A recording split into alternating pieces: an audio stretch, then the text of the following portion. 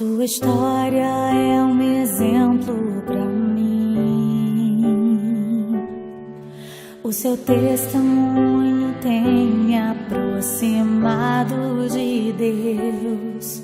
Se eu viver mais de 80 anos, quero ser como você, pastor.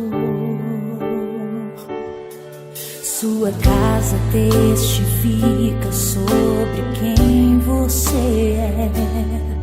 Sua obra, sua vida, seu amor, sua fé. Os meus filhos vão saber que se eu hoje adoro a Deus, é por tudo que você me ensinou. Profeta